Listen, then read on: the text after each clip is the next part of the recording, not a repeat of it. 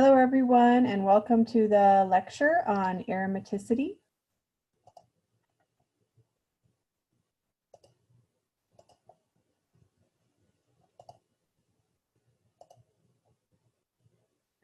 This is chapter 17 in the third edition of David Klein, and it would be chapter 18 in the second edition of Klein's Organic Chemistry.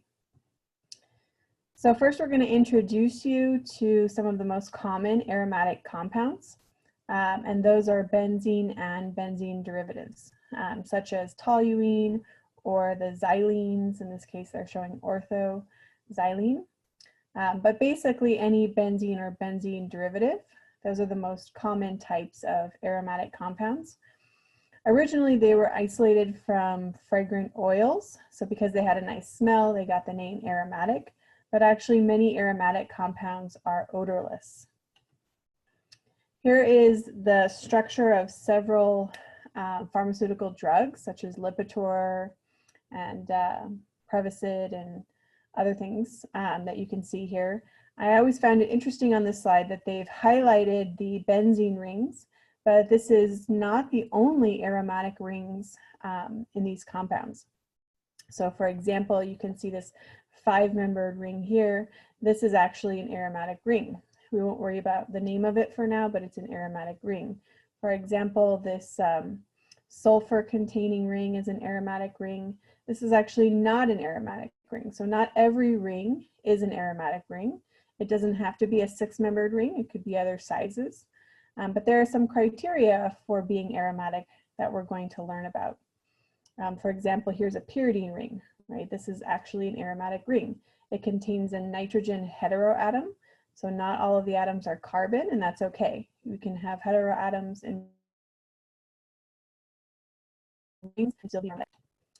So let's talk about some nomenclature first. Since benzene derivatives are fairly common, it's important to be able to understand a basic nomenclature for them. So first, talking about monosubstituted derivatives of benzene, you can name them with their substituent followed by the parent benzene. So for example, chlorobenzene, nitrobenzene, or ethylbenzene. There are some monosubstituted benzene derivatives that are so common that they have their own parent name. So instead of being named as a benzene derivative, they actually get named with the parent being one of these names here. So toluene, when there's a methyl attached to the benzene ring, phenol, anisole, aniline, benzoic acid, benzaldehyde, acetophenone, and styrene. So those are all fairly common types of substituents attached to an aromatic ring. You want to know the common names for all of these, or the parent names for all of these compounds. So perhaps making some quick flashcards and spending a little bit of time to commit these to memory will be helpful in the nomenclature section of this chapter.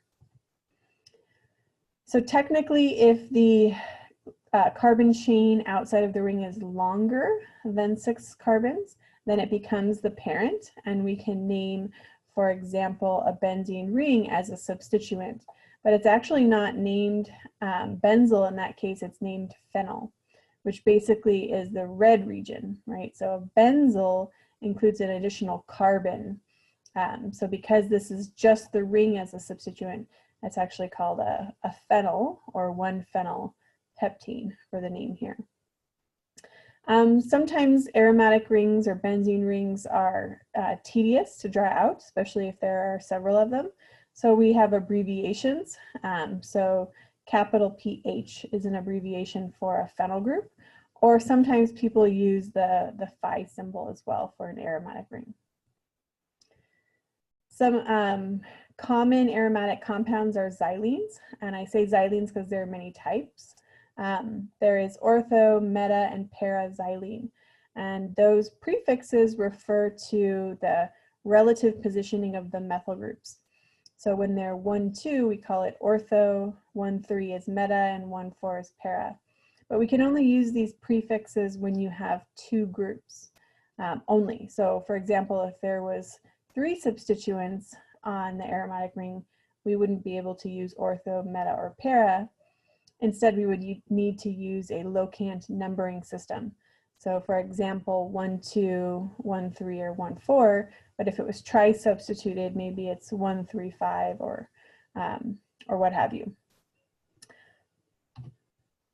So here's an example of using those prefixes when you have two groups that are not the same group. They don't have to be the same group, like in the xylenes. They can be different groups. And it can be useful to, for example, identify one of those parents that we talked about, those, I think there was 8 parents that you were supposed to learn. So for example, when a methoxy group is attached to a benzene ring, it's called anisole. So that's something you need to know. So when you name this with the parent name anisole, by definition, the carbon on the ring that has the methoxy group attached is carbon number 1. So if this is carbon number 1, then we start counting, and then nitro group is then at carbon number 2. So you could call this 2-nitro anisole, or additionally, because there's only 2 substituents and they have a relative 1-2 positioning, we could call this ortho-nitro anisole, or sometimes that's even abbreviated to O-nitro anisole. Same thing with the 1-3 positioning, we could call that 1-3 or meta. So if we're naming this as toluene, right, then by definition, the carbon with the methyl is carbon number 1, and so the bromine is attached to carbon number 3. So this becomes 3-bromotoluene, or meta, or M-bromotoluene. Here we're naming this as benzaldehyde, and the chlorine is at carbon number 4 if this is carbon number 1. So it becomes 4-chlorobenzaldehyde, or para, or p-chlorobenzaldehyde. So let's do some more practice, right? Remember the rules for nomenclature are: first we identify the parent that we're going to use, then we identify and name the substituents, assign the parent chain, number the parent chain, and assign a locant to each substituent, trying to give the first substituent the lowest number possible, and so on. List the numbered substituents before the parent name in alphabetical order, ignoring prefixes except iso or cyclo,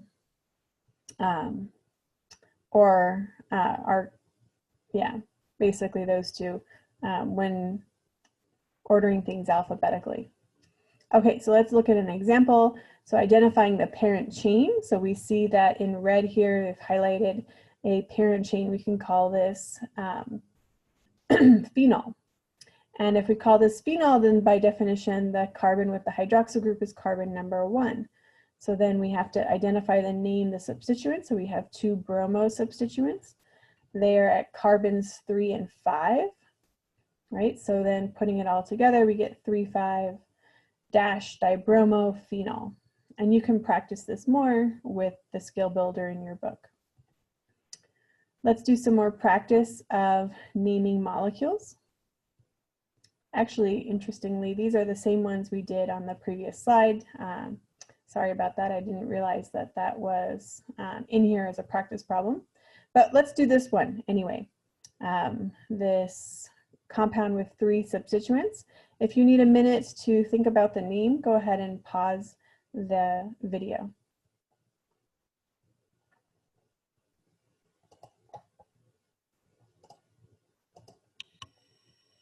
Okay, so like I mentioned, we're actually just gonna skip these because we actually had already named these previously.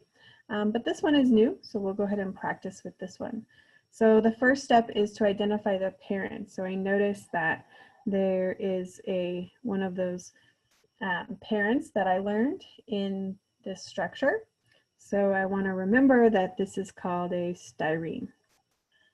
And then if I name it as a styrene, then by definition, this is carbon number 1, which means I want to get the lowest number possible for the next substituent. So if I count in this direction, I'll get my next substituent at carbon number 3 and then carbon number 4, right? The name of this is nitro and the name of this is chloro. So alphabetically, C comes before N in the alphabet, right? So we're going to name this 4-chloro, right? C first. dash, 3 nitro, and then the parent, right, styrene. And there's lots more practice where this came from in the activity this week.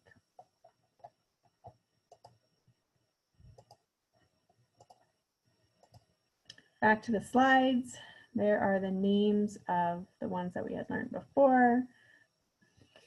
All right, moving on to talking about the structure of benzene.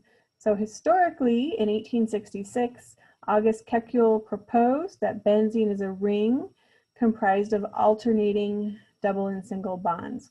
So the idea is he believed that we have carbon-carbon double bonds alternating with carbon-carbon single bonds, right? And that it was in equilibrium, right, with this other structure where the double bonds shift.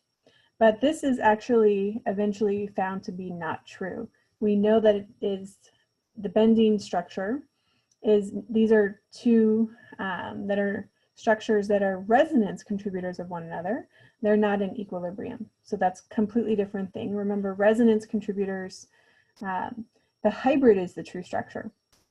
And we don't actually have a shifting of electrons. And so the true structure has actually equal carbon-carbon bonds all the way around the ring. So for example, this carbon-carbon bond that looks like a double bond is actually only 1.5 in terms of bond order. And this carbon-carbon bond that looks like a single bond in this structure is actually also 1.5 in bond order. So all of the bonds, the carbon-carbon bonds all the way around the ring are actually equal. And the only way we can truly understand that is to understand that the two structures here are resonance contributors, and the true structure is a hybrid of these two, such that the bond order between the two carbons is about 1.5. And that is the result of overlapping p orbitals all the way around the ring. Right, so here, this is a better representation of the true structure of benzene using this resonance contributor arrow, right? It's what we understand to be the true structure of benzene rather than in equilibrium. And sometimes because we often draw these alternating double bonds, we want to understand that the fact that they're not really alternating double bonds, but instead there's 1.5 bonds between all the carbon-carbon bonds. Sometimes people just represent the benzene with a circle, which is basically the overlapping p orbitals on the carbons and the 6 electrons in them. So it's an overlapping series of p orbitals with 6 electrons in them, essentially.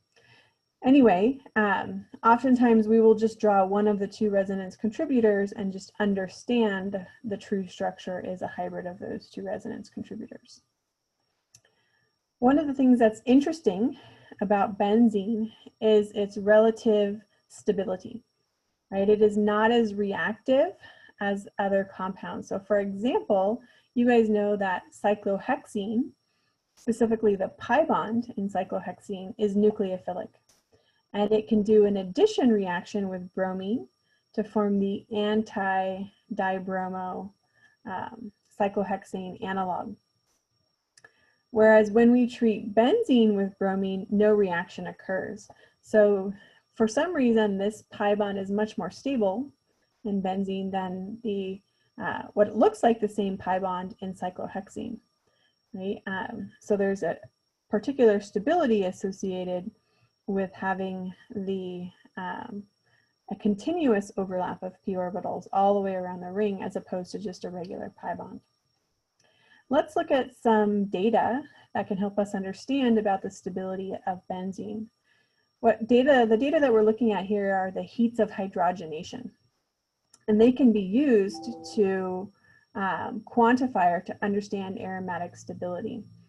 So what we're looking at is the reduction of the pi bonds in several rings, for example, cyclohexene, and it's being reduced with hydrogen gas and a catalyst, right, to form cyclohexane. So this is a hydrogenation reaction. It is exothermic because we are breaking a pi bond, which is a weak bond, and forming two new sigma bonds in the additional carbon-hydrogen bonds that are present in cyclohexane. So the amount of energy given off to hydrogenate or reduce the pi bond in cyclohexene is about 120 kilojoules per mole. When we compare that to 1,3-cyclohexadiene, we see that 232 kilojoules of energy per mole are given off. If we had multiplied this value by 2, we would have gotten 240 kilojoules. So if we had 2 isolated pi bonds, we would have expected that we would have given off 240 kilojoules in their hydrogenation. So what's the reason why this is a smaller number than 240, right? The reason is because these pi bonds are conjugated. So they are not isolated pi bonds, right? And remember that conjugation means that molecules are more stable. So the fact that they're conjugated, right, means that they're a little bit more stable.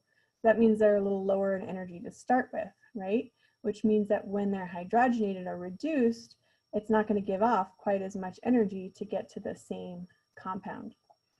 If we then multiply that value by 3, so let's say 3 times 120 for 3 pi bonds, right? That would be 360 kilojoules expected. But we don't even see anywhere close to 300 kilojoules given off when we hydrogenate benzene. Instead, around 208 kilojoules per mole of energy is given off during that hydrogenation.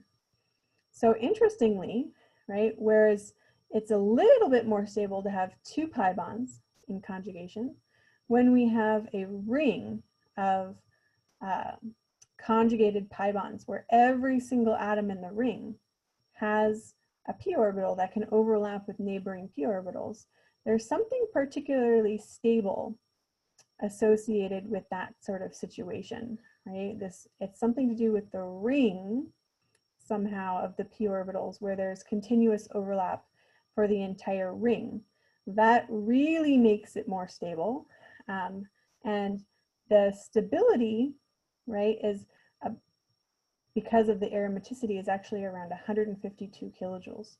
So you would think, okay, if it's just because they're conjugated, maybe it's not 360, right? We saved 8 kilojoules by making them conjugated here. So if we have another one that's conjugated, maybe, 16 kilojoules, so maybe 360 minus 16, that might be what we expected from the conjugation. But it seems to be more than conjugation that's creating this stability for benzene, right? Because if it was just because they're conjugated, we would see sort of almost double to almost triple, right, the amount of energy given off. But think about it, benzene is even more stable than 1,3-cyclohexadiene. That is not really expected when you think about the fact that 1,3-cyclohexadiene has additional sigma bonds, right? Because there are 4 hydrogens total connected to these 2 carbons. Whereas we've actually lost carbon-hydrogen sigma bonds, replaced it with a carbon-carbon pi bond, which you would think would make it less stable, but it's actually more stable, right? This has more weak pi bonds. This has more strong sigma bonds, but they're reverse in terms of stability. This one is more stable than this one. So that's kind of interesting. And we're going to be looking at some ways to explain that unexpected and striking stability of benzene. So let's look at molecular orbital theory. Oftentimes it helps us explain certain things like stability, for example. So if we think about the pi system, and when I say the pi system, I mean the p orbitals involved in forming the pi bonds, right? So molecular orbital theory tells us that we can mathematically combine the atomic orbitals and create new molecular orbitals. So because we're mathematically combining due to the overlap, right, we can combine these because they're overlapping. So since we're mathematically combining the wave functions for all 6 of these p orbitals, right, then and that's shown here, all 6 p orbitals with 1 electron each, we can form 6 new molecular orbitals because molecular orbital theory tells us the number of atomic orbitals mathematically combined equals the number of molecular orbitals produced. So 3 of those are going to be lower in energy than the original 6 atomic orbitals, p orbitals, and 3 of them will be higher in energy. So anything that's below this energy level, right, which is the energy of the degenerate 2 p orbitals coming from each carbon atom, is going to be called a bonding molecular orbital. So there are 3 bonding molecular orbitals and 3 anti-bonding molecular orbitals. Now these pictures, right, come from complex mathematical calculations involving the sum of the wave functions. So you don't have to memorize the pictures or what they look like. That's not going to be important. And every time you see the color difference, right, in there will be a node. Okay, so that's something to know about them. But one thing that's important is that all 6 of these electrons, they go into and fill the bonding molecular orbitals, right? And there are no electrons in the anti-bonding molecular orbitals. So molecular orbital theory helps us understand aromatic stability in that when we overlap because of planar neighboring p orbitals, so when we overlap coplanar p orbitals and we form new molecular orbitals, and we put electrons in those molecular orbitals, if we have a filled set of bonding molecular orbitals, this is a really stable situation. Think about all 6 of those electrons became more stable when they filled these bonding molecular orbitals. So this helps us understand why benzene is so stable.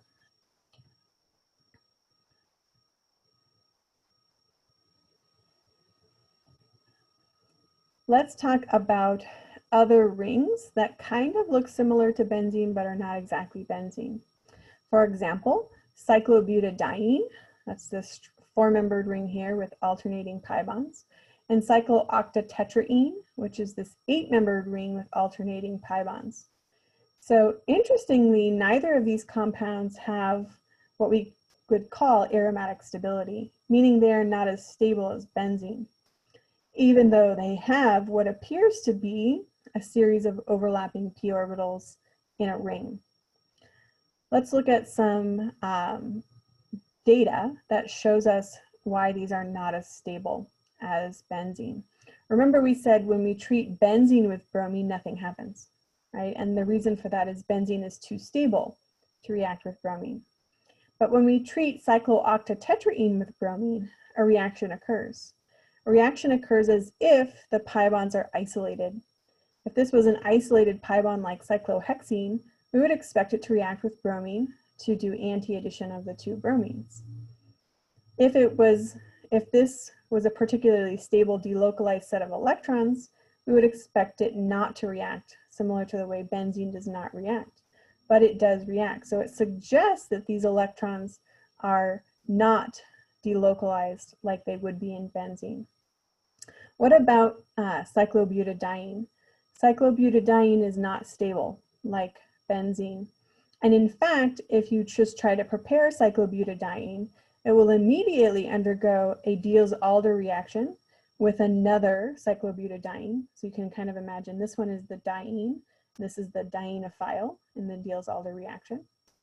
After it does that Diels-Alder reaction, it does what's called a retro 2+2 cycloaddition.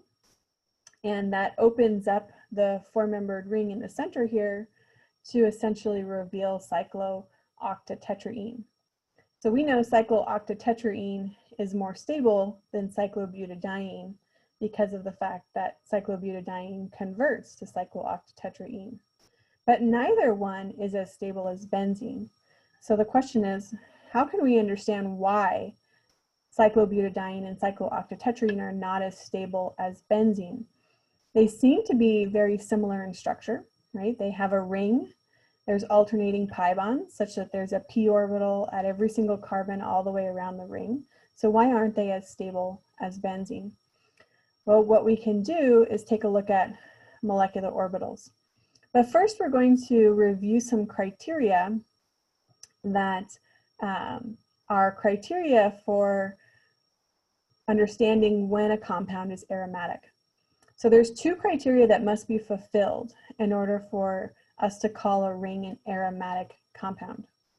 The first criteria is a fully conjugated ring with overlapping p orbitals, right? So that seems to make some sense, right? We need a ring, meaning fully conjugated, meaning it needs a p orbital, right, at every single carbon or heteroatom, doesn't have to be a carbon, right? At every single atom, there needs to be a p orbital all the way around the ring. And the idea of the conjugated, what does that mean? Basically, it means that the p orbitals need to be coplanar. Because if a p orbital is not coplanar with a neighboring p orbital, then the p orbitals don't overlap, and we can't say that the p orbitals are conjugated. So basically, it means a planar structure.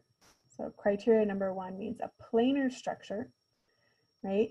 Where there's a p orbital at every single atom all the way around the ring.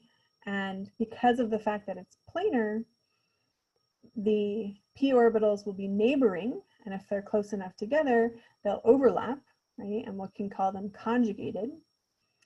And so that's criteria number 1. What's criteria number 2? So once we have that, we need the number of electrons to meet what's called Huckel's rule, which basically says you need an odd number of electron pairs, or you can think of it as 4n plus 2 total pi electrons, where n is 0 or a positive integer. So basically, you either need to count up electron pairs and see that it's an odd number of electron pairs, or you need to count the number of electrons in the p orbitals and see if it matches one of these Huckel numbers, which if you think about it, if n is 0, then the number is 2. If n is 1, right, then the number is 6. If n is 2, then the number is 10. So there are certain special numbers like 2, 6, 10, etc., that are Huckel numbers of electrons. And we're only considering the electrons in the p orbitals. That's really, really important, is you have to identify which electrons are in the p orbitals, how many are there, is that a special Huckel number that matches that formula, or not, right? And that will help determine if the compound is aromatic or not. And that will make more sense as we look at some examples. For example, let's look at cyclobutadiene, right? If you think about whether or not it might meet criteria number 1, okay, there has to be a fully conjugated ring with overlapping p orbitals. So that means there needs to be a p orbital, right, at every single carbon, all 4 carbons in the ring. So p orbital, p orbital, p orbital, p orbital, right? And for them to be fully conjugated, that means that the ring has to be planar, right? Because if it's not planar, then the p orbitals won't overlap. And that's what it means to be fully conjugated. The p orbitals must be able to overlap. So if there is a p orbital, and it looks like there is because of the 2 pi bonds, right? If there is a p orbital all the way around the ring, and we assume the structure is planar, right, then we can say we have a fully conjugated ring with overlapping p orbitals. Let's count up the number of electrons. If you count the number of electron pairs, then we count 1 electron pair for this pi bond and 1 electron pair for this pi bond. Because remember, we only care about the electrons in the pi bonds. And there's 2 electrons in each pi bond, which is 1 electron pair in each pi bond. So 1 electron pair, 2 electron pairs. That is an even number of electron pairs. So already I know it does not match criteria number 2, which is Huckel's rule, right? Or 4n plus 2 total pi electrons, right? So we need that special number of electrons. We said that was 2, 6, 10, etc. This has 4 total electrons. That is not a Huckel number of electrons. So as a result, this does not meet criteria number 2 and is not aromatic. Let's look at cyclooctatetraene.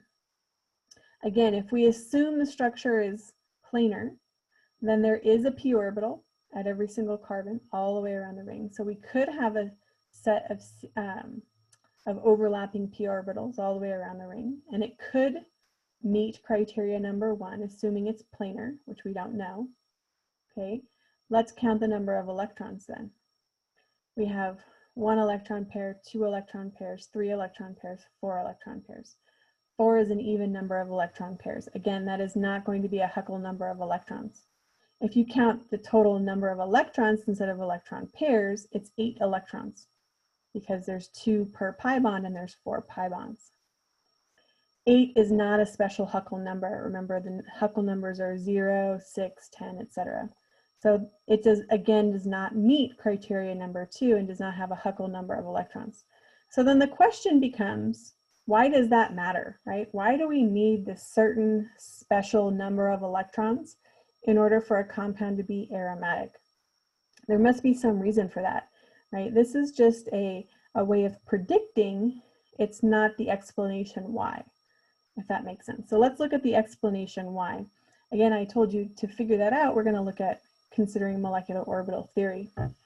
Let's look at molecular orbital theory in regards to cyclobutadiene.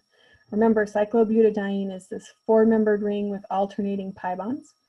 So there's a p orbital then at every single carbon all the way around the ring.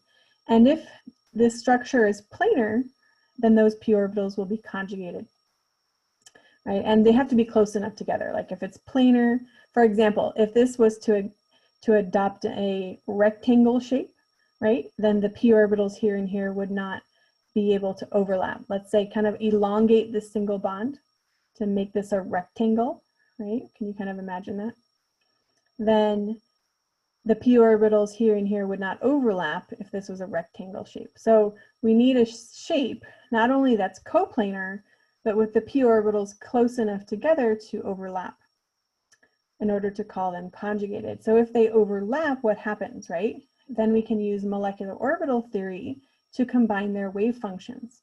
So we can mathematically combine all 4 wave functions associated with each of those p orbitals, and we can form 4 new molecular orbitals. And this is the energy of the 4 new molecular orbitals formed. Notice that 2 of the molecular orbitals are equal in energy to the p orbitals that made them, right? So kind of think of like the original 4 p orbitals are at the same energy level as these 2 new molecular orbitals. When that happens, we call those non-bonding molecular orbitals, right? So because they don't have a net energy release, so if they're not lower in energy than the original p orbitals, then we, and they're not higher in energy than the original p orbitals, then we call them non-bonding molecular orbitals. So because there's 1 electron, right, being contributed by each carbon in its p orbital, we can fill the molecular orbitals with 4 electrons total. 2 will go into the lowest energy bonding molecular orbital, and then 1 each will go into the equal energy degenerate non-bonding molecular orbitals. So this is not a stable situation, right? We don't have a closed electron configuration, meaning that these are paired up and stable, right? This is kind of like a radical. Think of it as an unpaired electron, like a radical. So this almost has what we would consider to be diradical instability. This is not a very stable situation, right? And as a result, we say that this is anti-aromatic, right? When it has this diradical instability, it is what we call anti-aromatic, which is not stable. Let's look at the MO analysis for cyclooctatetraene. If we look at the energy levels of the molecular orbitals formed from the series of now 8 overlapping p orbitals in the ring, we form 8 new molecular orbitals. There are 3 bonding molecular orbitals, 3 anti-bonding molecular orbitals, and 2 non-bonding molecular orbitals. When we add in those 8 electrons, we get that same diradical instability, right? So this also suggests that cyclooctatetraene is anti-aromatic. However, in reality, there's nothing saying that cyclooctatetraene has to be planar, right? If it's not planar, what happens? If it's not planar, then the p orbitals are not in the same plane, right? So this p orbital, for example, is not in the same plane as this p orbital. If they're not in the same plane, then they don't overlap. if they don't overlap, we can't mathematically combine the wave functions to form the molecular orbitals that you saw on the last slide, right? If we go back to the last slide, the reason why we can form these 8 molecular orbitals is because of the fact that we're mathematically combining the 8 wave functions of the atomic p orbitals. And the reason why we can mathematically combine the wave functions of these 8 atomic p orbitals is because they're all overlapping, right? If it adopts a conformation that's non-planar, they don't overlap, then they don't combine to form those molecular orbitals. So that means that it isn't anti-aromatic because it doesn't actually form that diradical instability, because those molecular orbitals never form in the first place. They would only form if the structure was planar. So as a result of adopting this tub-like conformation that's not planar, the individual pi bonds are like isolated pi bonds, right? They are not really conjugated with the neighboring p orbitals. So it's like it has 4 isolated pi bonds as opposed to a series of conjugated p orbitals. But because it's not planar, then it does not meet criteria number 1, which says a series of overlapping p orbitals, right, that are coplanar, that are conjugated, which means they're coplanar. So if you're not planar, you don't meet criteria number 1. And if it doesn't meet criteria number 1, we say that it's just non-aromatic, which is different than anti-aromatic. Okay, let's look at what a frost circle is and how it's used to predict the energy levels of the molecular orbitals for different ring sizes. So how do we predict these energy levels, right? In the past, we looked at a series of molecular orbitals formed from a series of overlapping p orbitals. And I just told you what the molecular orbitals look like and didn't really ever explain, right, how we can predict the energy level of the molecular orbitals. We can do that using a frost circle. So the steps are: draw a circle, inscribe the polygon into the circle, making sure that one of the vertices of the circle is pointed straight down.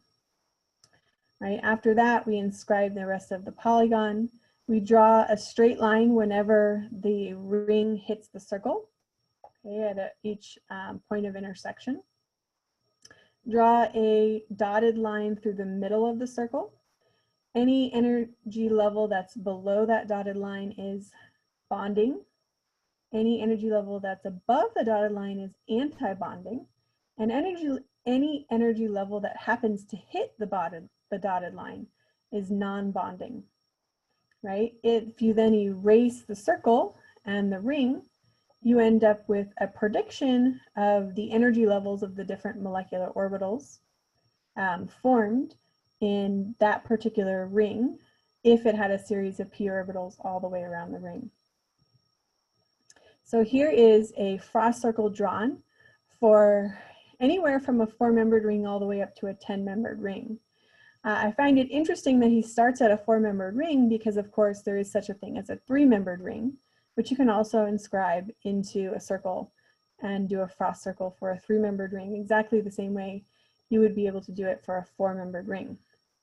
So if you want to, in your notes, you can include what the frost circle would look like for a 3-membered ring.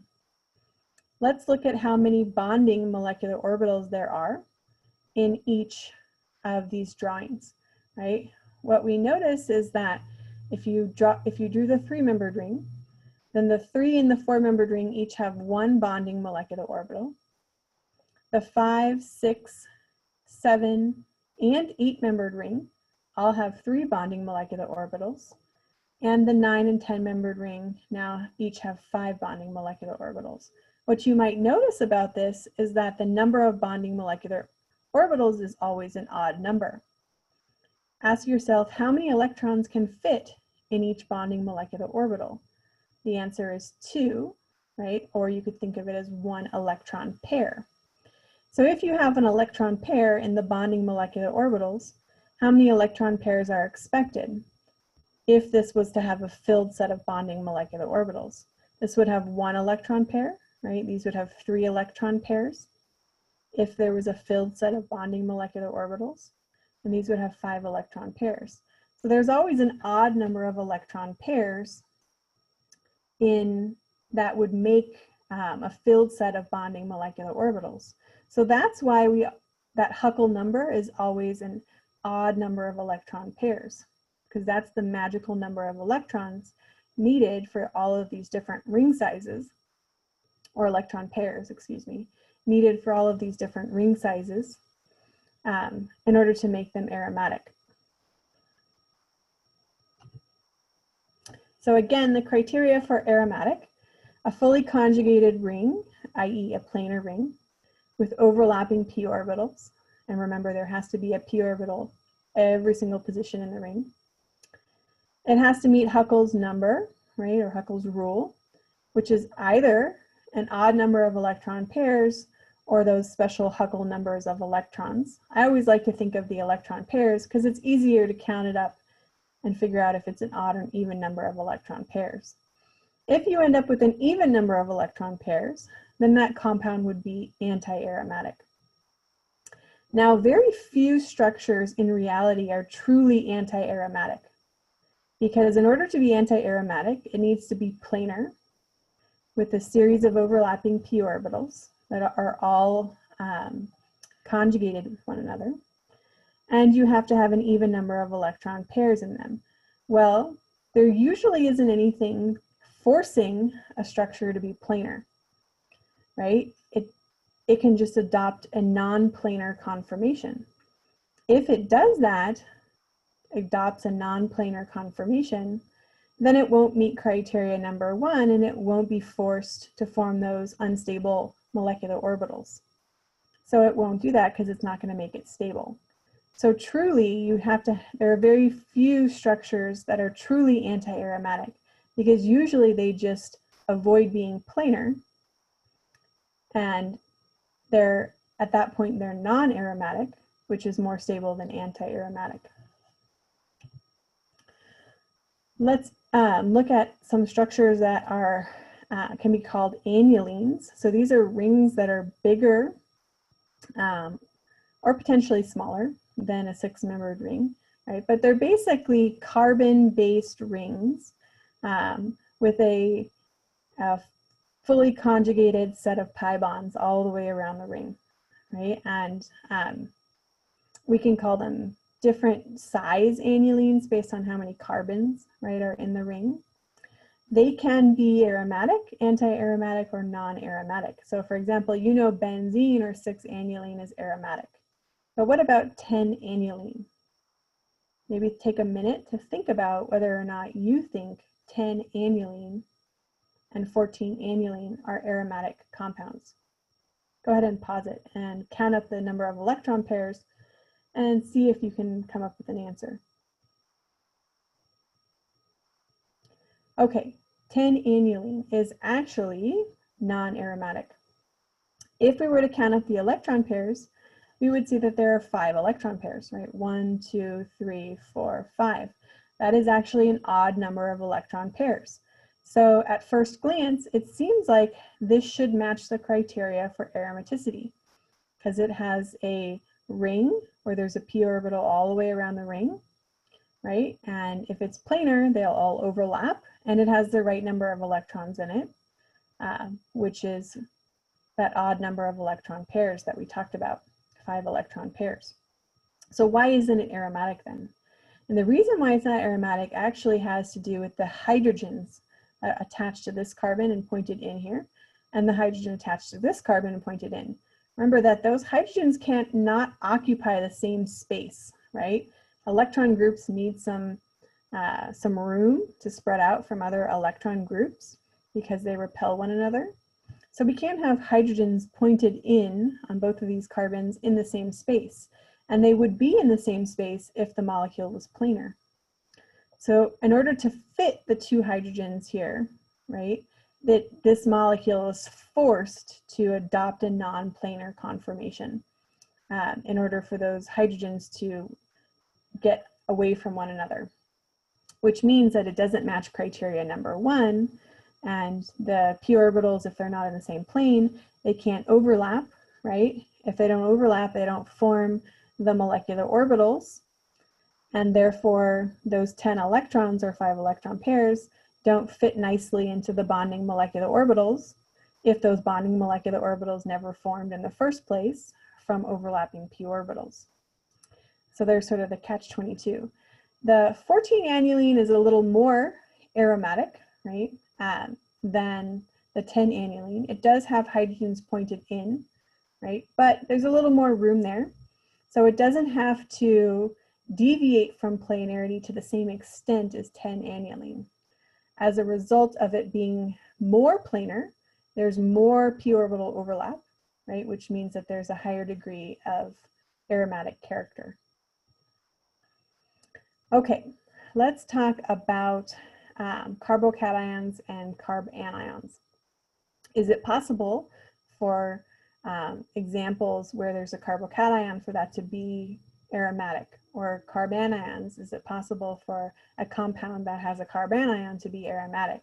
And the answer is yes, right? In order to be aromatic, we need a filled set of bonding molecular orbitals. Let's look at the 5-membered ring. The 5-membered ring has 3 bonding molecular orbitals. So in order to have a filled set of bonding molecular orbitals, we need 6 electrons, or you can think of it as 3 electron pairs, right? That odd number of electron pairs. So how do you get, right, 3 electron pairs, or 6 electrons, pi electrons, in p orbitals, right, with a 5-membered ring? So think about, how is it possible, and maybe you can even pause the video for a second, to think about, you have 5 atoms, so 5 overlapping p orbitals. How is it possible to have 6 electrons in those 5 overlapping p orbitals? The answer is to have an extra electron, for example, a carbanion. So let's think about the cyclopentadienyl anion. How many electrons are in the overlapping p orbitals? Well, we have an electron for this pi bond, or electron pair for this pi bond. We have an electron pair for this pi bond, and we have a 3rd electron pair, right, on this carbon. And if this electron pair is in a p orbital, right, then it will overlap with the neighboring p orbitals, and there will be a p orbital all the way around the ring. So it's certainly possible to have 6 electrons in the 5 overlapping p orbitals, as long as this electron pair is in a p orbital. That will make a p orbital at every single atom all the way around the ring. If they're coplanar, then all 6 electrons can be used to fill the 3 bonding molecular orbitals, and the cyclopentadienyl anion is indeed aromatic. One of the things that we can use we can draw to explain some of the stability of the cyclopentadienyl anion is all the resonance contributors associated with the compound. And actually, if you look at all the resonance contributors that we drew, the anion ends up at every single carbon all the way around the ring, which is expected, right? If it's fully conjugated and there's a p orbital at all the way around the ring, right, then the lone pair should be delocalized all the way around the ring. And that's what this resonance or series of resonance contributors shows. How stable and how delocalized those electrons are because of the fact that they are overlapping with the neighboring p orbitals. Okay, so if the cyclopentadienyl anion is aromatic, that means that this is really, really stable, right? Because we know that things that are aromatic are very stable because they have that filled set of bonding molecular orbitals, which is a very stable energetic situation for those electrons. So if this is a really, really stable and it's an anion, you can think of it as a conjugate base, right, to an acid. So if the cyclopentadienyl anion is a conjugate base, what is the acid that produced that as a conjugate base? Well, it's this structure here, right, with 2 hydrogens attached to this carbon. This one has 1 hydrogen attached and 1 lone pair, right? But if we have this one with 2 hydrogens attached, this can be the acid to that forms this acid conjugate base pair. So let's think about the pKa of those hydrogens. Look how acidic that hydrogen is. It has a pKa of 16. Let's think about that in reference to other pKa values that we know. For example, right, what else has a pKa of 16? Well, like water. Well, normally a hydrogen attached to an oxygen, like in water, is expected to be a lot more acidic than a hydrogen attached to a carbon. In fact, if you think about what is the expected pKa value of most hydrogens attached to a carbon, right? They're usually not very acidic, like a pKa of 50.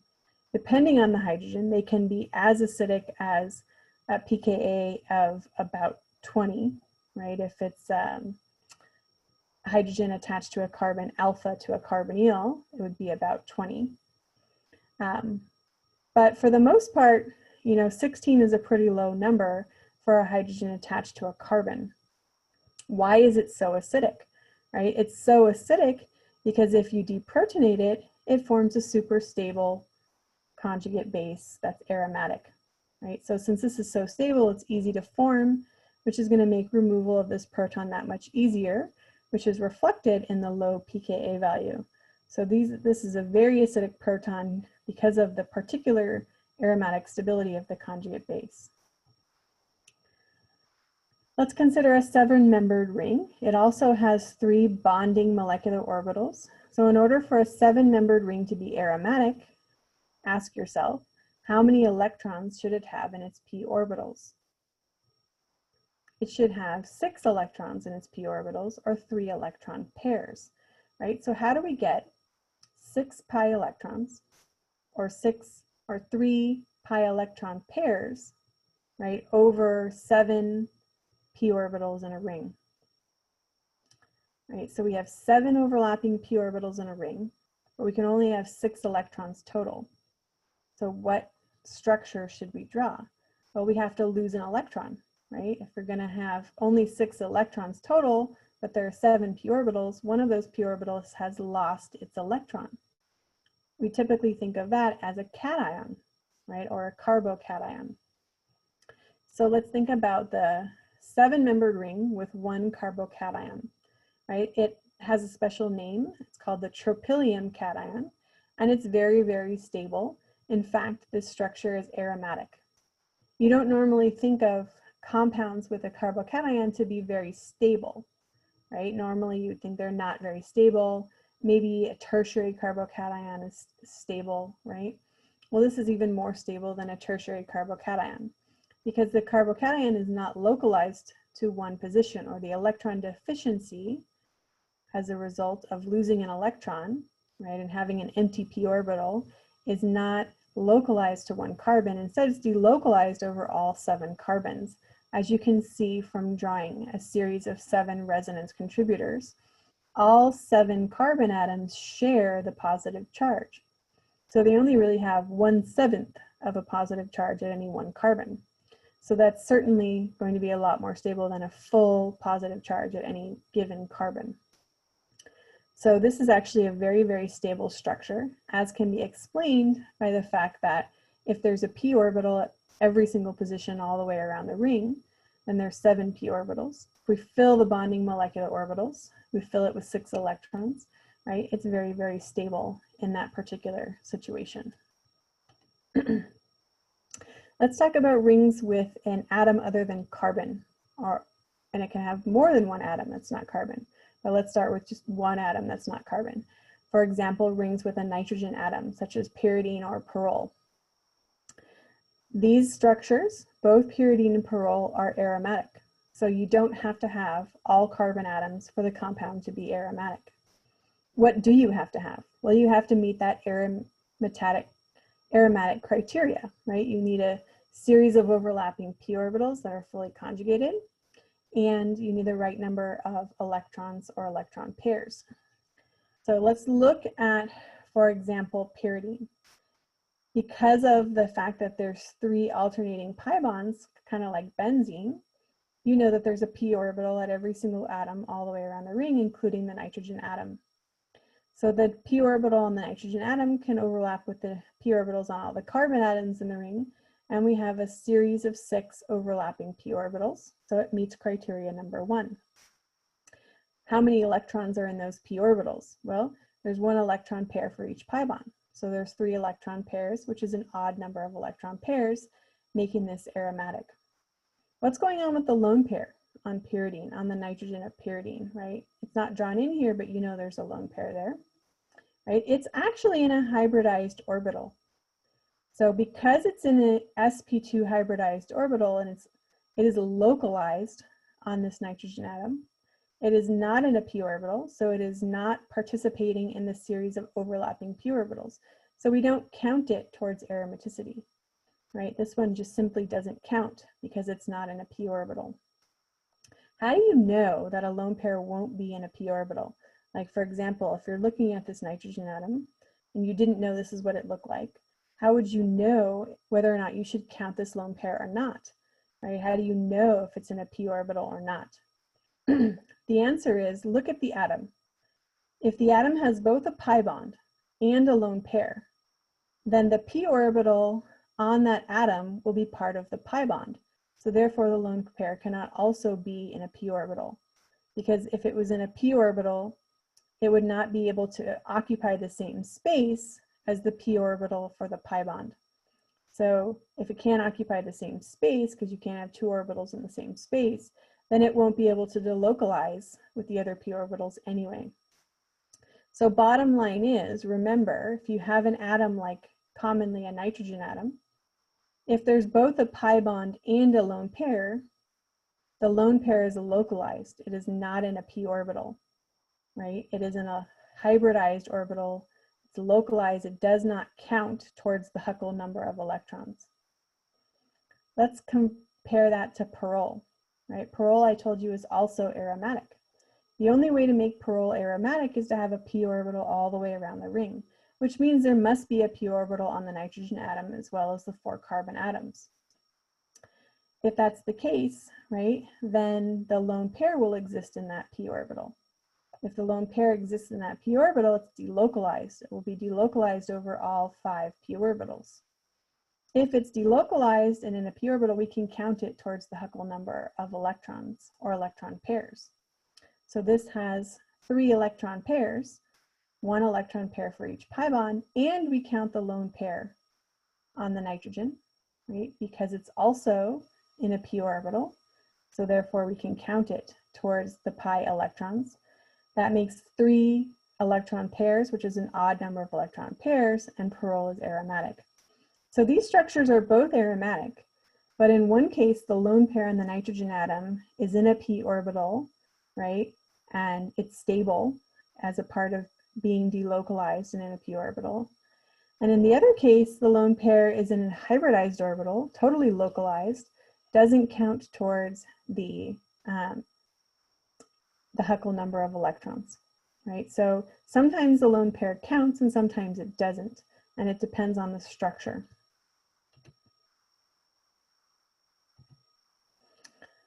Let's look at the basicity of pyridine versus Perol. If the lone pair is delocalized, right, and part of the aromatic Huckel number of electrons, it's really, really stable. It's not going to be as basic as a localized lone pair, such as exists in pyridine.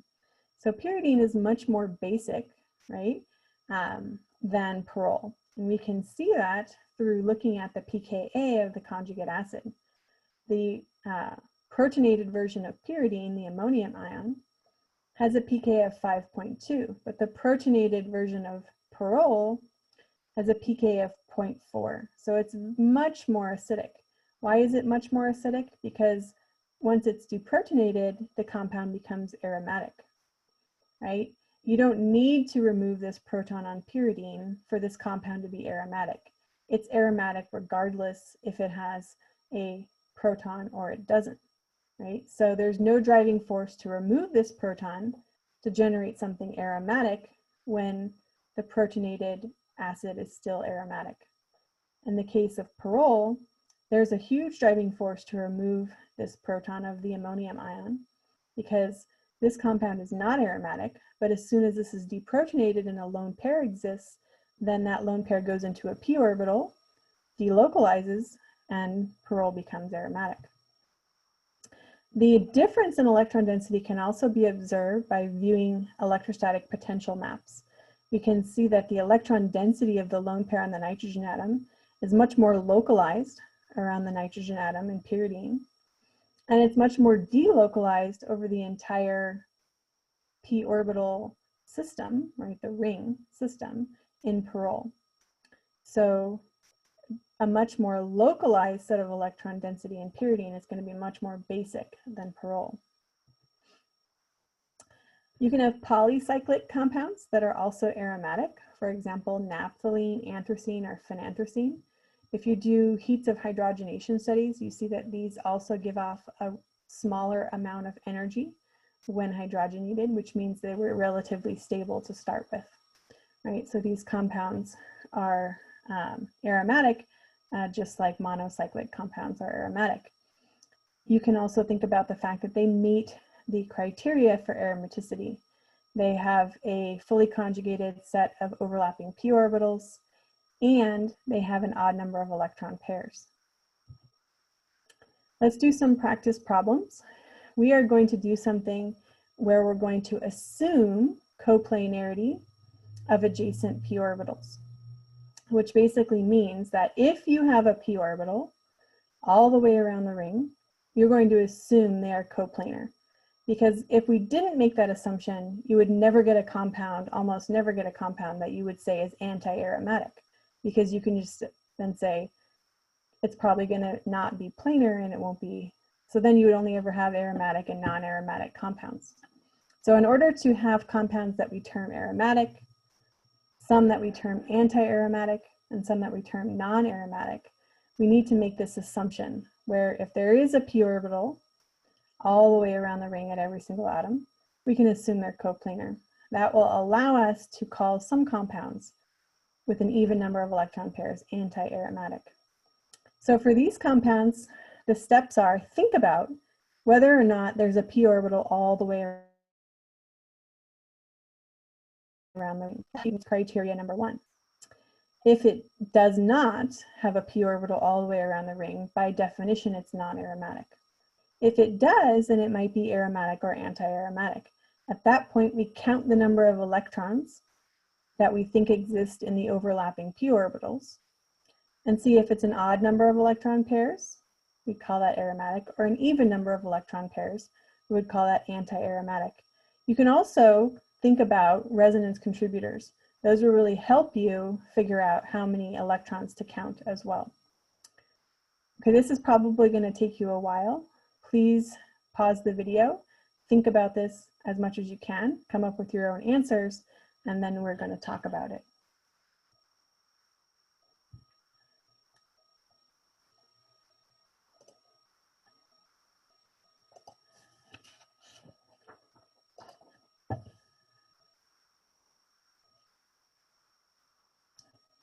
Okay, hopefully you paused it and thought about it as much as you possibly can. Let's go over the answers.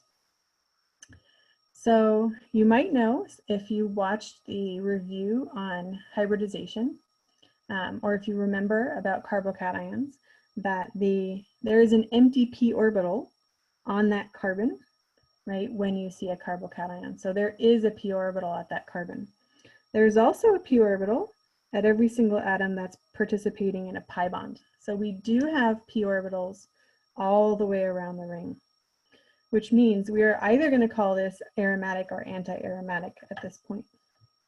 Let's think about the lone pair. Should we count this lone pair in the number of Huckel electrons? The answer is no. We are not going to count this lone pair because this atom has both a pi bond and a lone pair. When you see that, you don't count the lone pair because the lone pair is not in a p orbital, it's in a hybridized orbital. It is localized, not delocalized, and it does not count. So we can only count the electrons in the p orbitals. So this is one electron pair, and this is a second electron pair. and there are 0 electrons in this empty p orbital over here.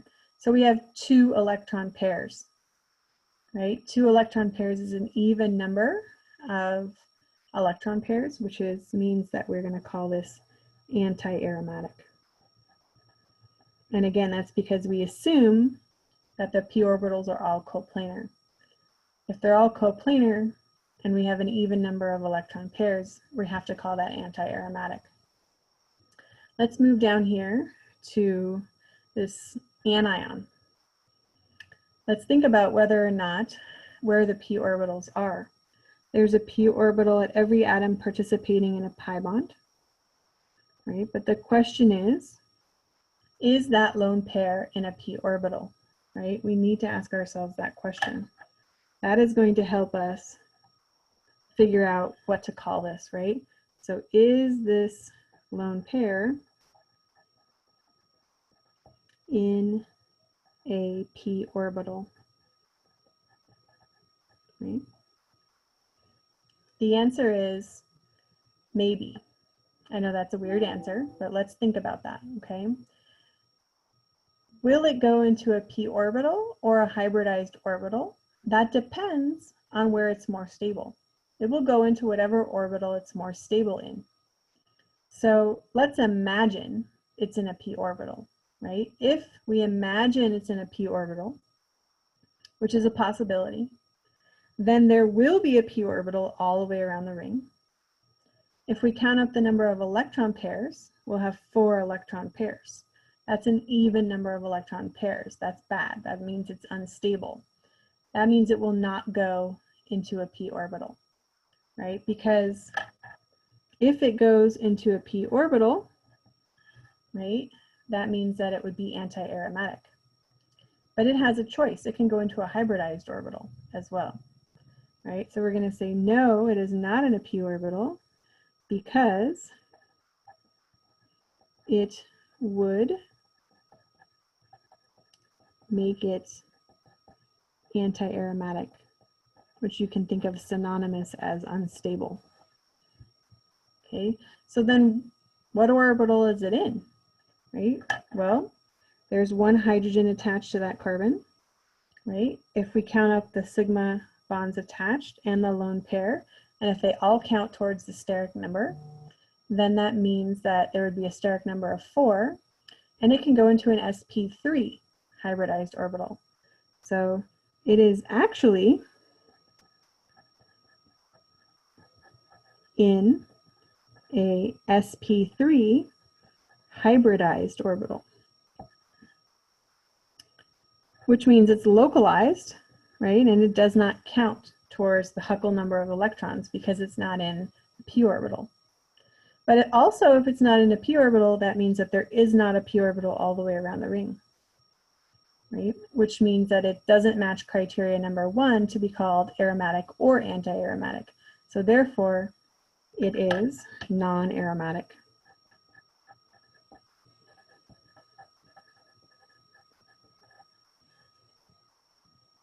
I know this one is confusing, and I'm sure I'll be explaining this one further in office hours.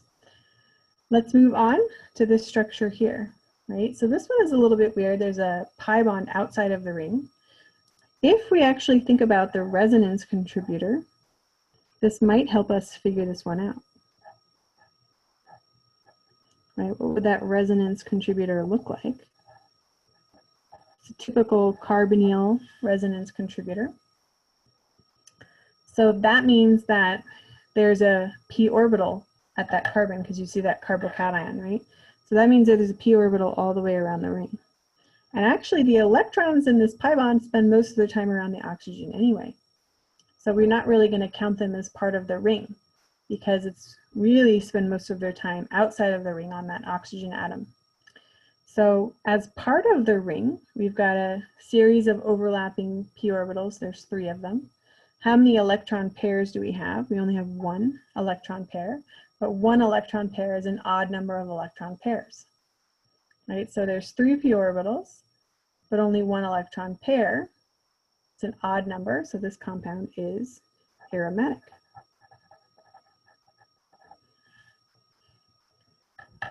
what about this structure over here, right? Is there a p orbital all the way around the ring? Well, there's a p orbital at every atom that's participating in a pi bond, but this carbon has 2 hydrogens attached to it, right? Which means this carbon is sp3. If it's sp3, there is no p orbital because it's hybridized all of its p orbitals. And if you don't understand what I'm talking about, watch that review video on hybridization. Once you hybridize to sp3, all of the 2 p orbitals are hybridized. So there is no remaining unhybridized p orbital, right? So if there's no p orbital here, right, this one does not have a p orbital. When I say p orbital, I mean a 2p orbital.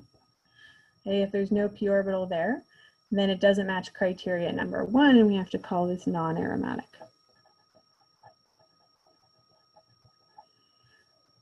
Okay, this one is probably the trickiest one, right? Because you have to remember something about boron. What do we remember about boron? Well, you might remember that boron is an exception to the octet rule. It sometimes exists with just 3 sigma bonds and only 6 valence electrons, or 6 electrons around it, and not 8 electrons like an octet. So this one actually, boron, like a carbocation, has an empty p orbital, right? It has an empty p orbital just like a carbocation. But the key thing is that it has a p orbital, which means that it can potentially have, this ring might potentially have a p orbital all the way around the ring. So there's a p orbital for sure on boron, kind of like a carbocation. There's a p orbital on these 4 carbons. The question is there a p orbital on this nitrogen? The answer is, again, especially with lone pairs, we always say maybe there's a p orbital, right? Maybe this lone pair exists in a p orbital, maybe it doesn't. If it doesn't, where does it go? It goes in a hybridized orbital, right? So does it go into a p orbital or does it go into a hybridized orbital? That's the question. Well, we have to think about it and analyze it. If we ask ourselves, let's imagine it does go into a p orbital and see what happens, right? If this does go into a p orbital, then we can count it towards the Huckel number of electron pairs, in which case we would have 1 electron pair for that pi bond, 1 electron pair for this pi bond, and 1 electron pair for the lone pair. And this p orbital is empty. That makes 3 electron pairs. That's an odd number of electron pairs. That's a good number of electron pairs, right? So that means if this lone pair goes into a p orbital, there'll be a p orbital all the way around the ring with 6 electrons in it, or 3 electron pairs. So it will be aromatic.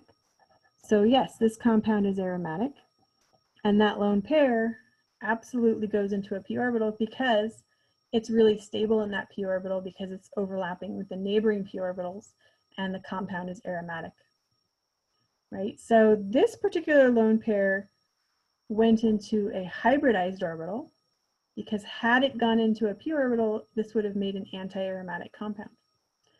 This lone pair goes into a p orbital because when it does that, it makes it aromatic, right? If it had made it anti-aromatic, it would have gone into a hybridized orbital. So with lone pairs, the answer is maybe it's in a p orbital, but only if it would make the compound aromatic. If it would make it anti-aromatic, it's going to go into a hybridized orbital. And the only way you're going to get really good at analyzing this is to practice. So you'll be doing lots of practice in your activity.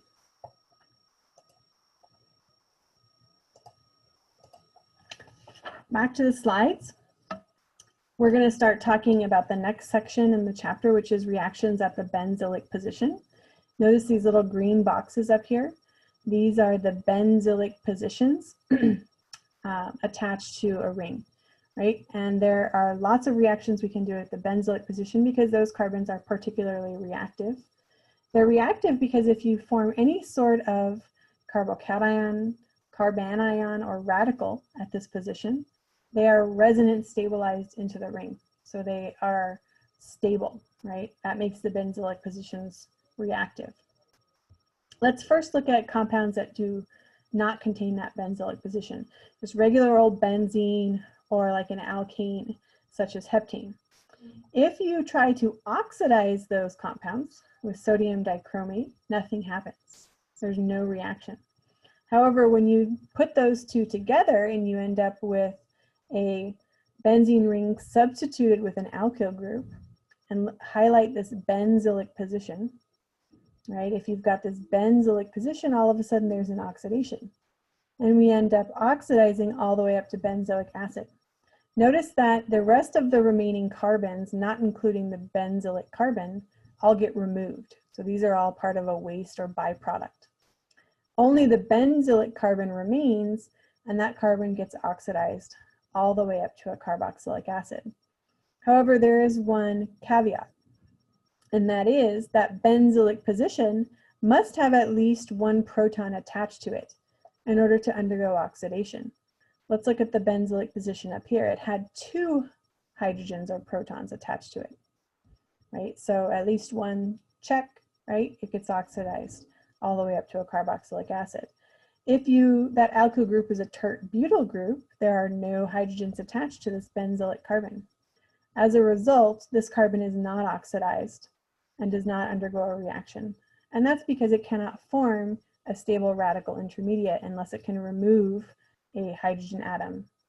So therefore, it can't form the stable intermediate that can go on and get oxidized.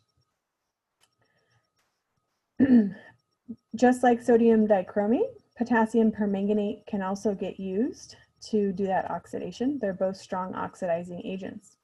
The only difference is when you use potassium permanganate, typically you're under basic conditions. It doesn't say base, but usually some sodium hydroxide is there.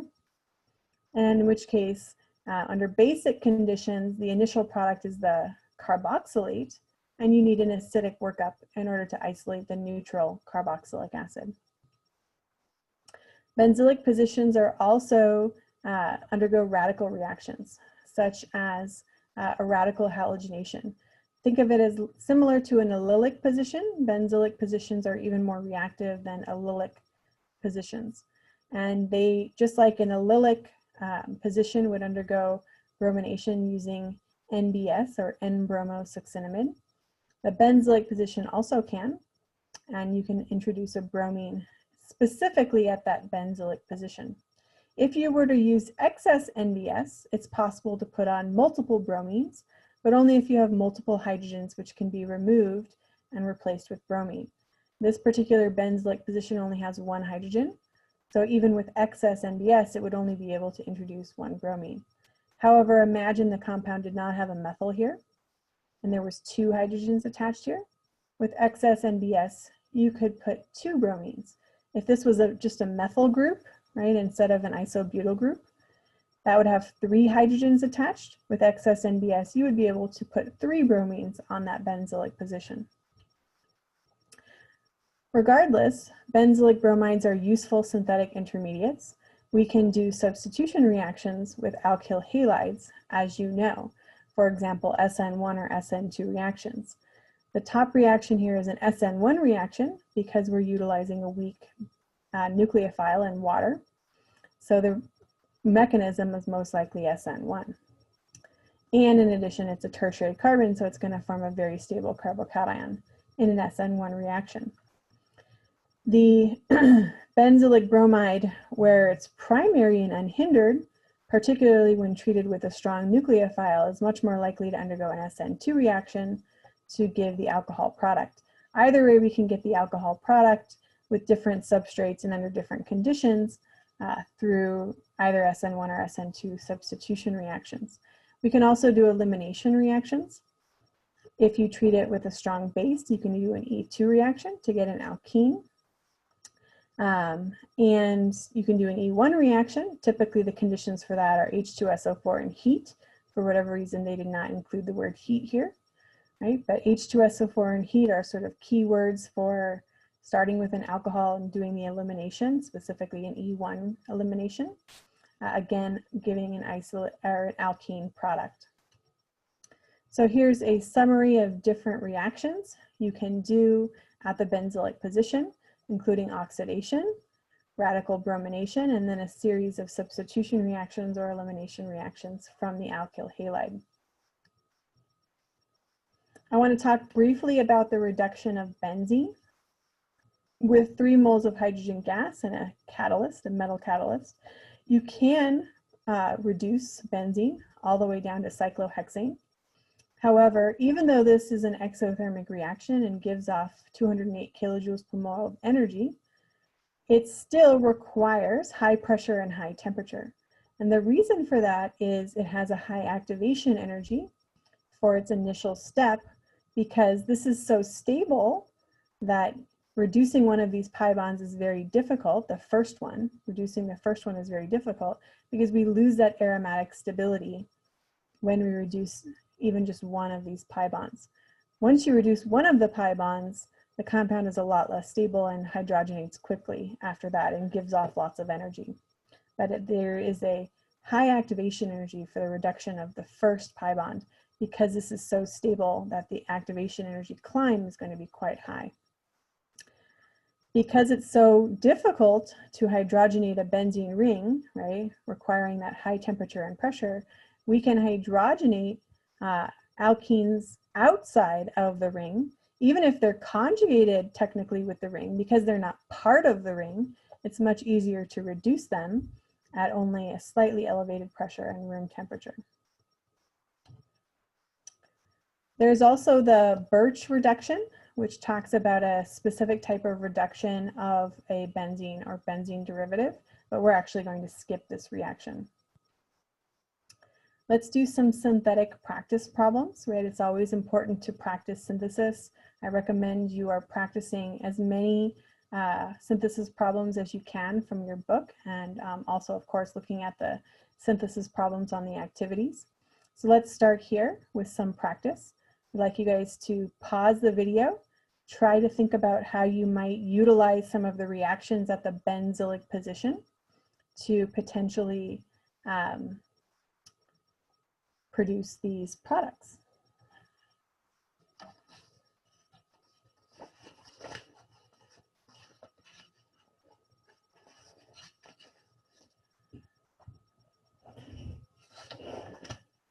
And unfortunately, it looks like I did not save, or I did not print this in advance. So I'm just going to copy this down while you're working, and we will go over it.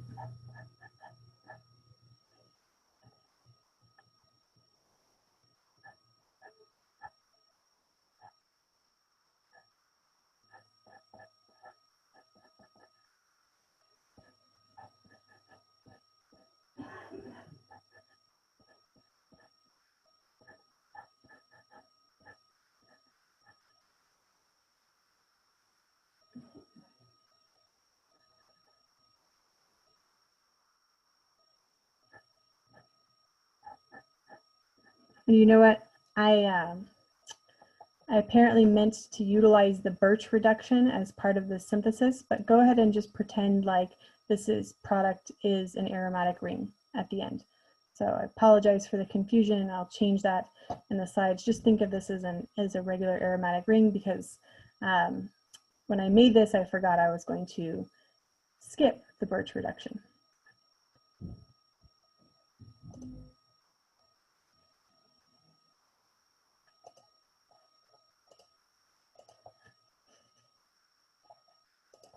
All right, let's talk about how we might do this synthesis. So we have, we need to introduce some sort of aldehyde at the end here, right? Maybe we can do that through oxidation of an alcohol. But because this is basically an alkyl group, and the only really reaction we can do is maybe a reaction at the benzoic carbon, I would suggest starting our thought process with NBS and light or heat, right? And that will introduce a bromine at that benzoic position. Once we have a bromine at the benzoic position, we can start moving around functional groups. I would suggest an elimination to get an alkene, and then an addition reaction to move the functional group to the terminal carbon, right? So if we target this elimination, we could potentially do an E2 or an E1 reaction. Either way, because this is a good leaving group and not an alcohol, I would go ahead and suggest an E2 reaction, where we can just treat this with really any base, small or bulky, to do an E2 reaction to get the product. From here, I'm thinking I can target the alcohol intermediate and then oxidize it to an aldehyde at the end, right? So perhaps if I am able to get an alcohol at this terminal carbon, I'll be able to oxidize that with PCC to get the aldehyde. So this is a hydration reaction, addition reaction from last semester, and it's anti-Markovnikov because the OH group is adding at the less substituted carbon. So we have to remember the conditions for anti-Markovnikov hydration, which is hydroboration, oxidation.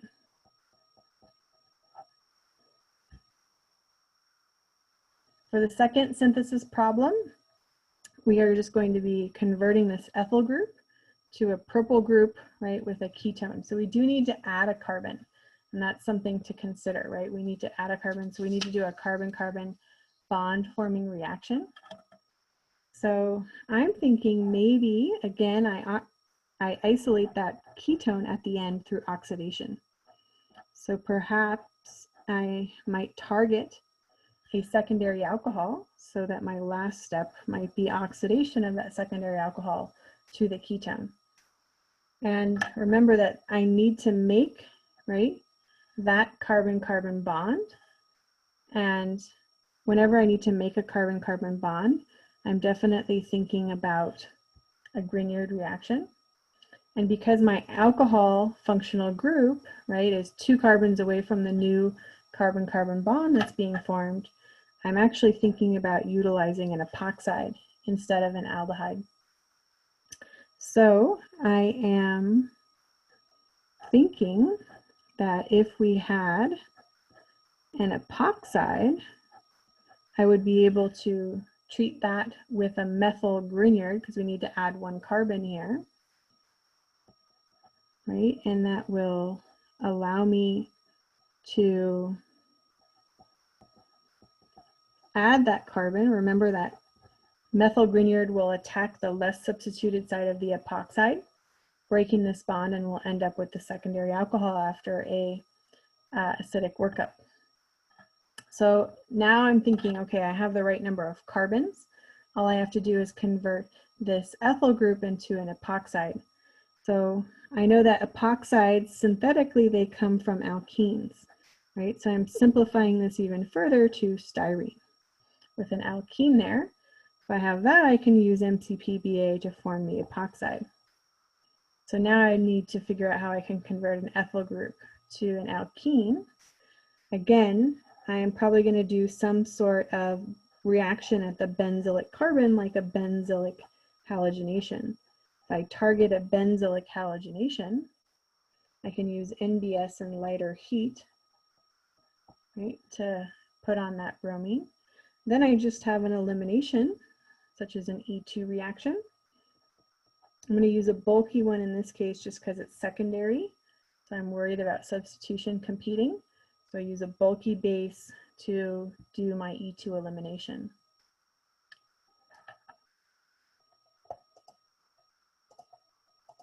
So again, I hope that you practice synthesis a lot. It is going to be an important skill for the entire semester. Let's talk a little bit about spectroscopy of aromatic compounds. They will contain some bands a little bit to the left of 3000 in the diagnostic region, and that's for the hydrogens attached to sp2 hybridized carbons. Sometimes there's a series of what's called overtone bands in this region, sort of around 1800 to 2000. These are very diagnostic of some sort of aromatic ring. And sort of the rest of this is in the fingerprint region, maybe except for this one for carbon-carbon double bonds. but some of these other ones you can look for, and eventually there'll be a lab where we talk additionally about CH bending from different aromatic compounds that have different substitution patterns. But for now, we're not going to focus on it a whole lot. And this is just a slide that summarizes what we were just looking at in the previous spectrum. NMR, right? It's important to remember how aromatic compounds might appear on an NMR spectrum. So normally the hydrogens attached to the aromatic ring are very downfield at about 7 ppm, right? And the benzylic hydrogens are usually found around 2.5. So that's something to remember. One of the things to look at for those signals in that around 7 ppm range, right, is sometimes we see two doublets that integrate for 2 hydrogens each. That's very characteristic of this para-disubstituted ring. So usually when we see that, I can immediately draw a para-disubstituted ring as one of my molecular fragments.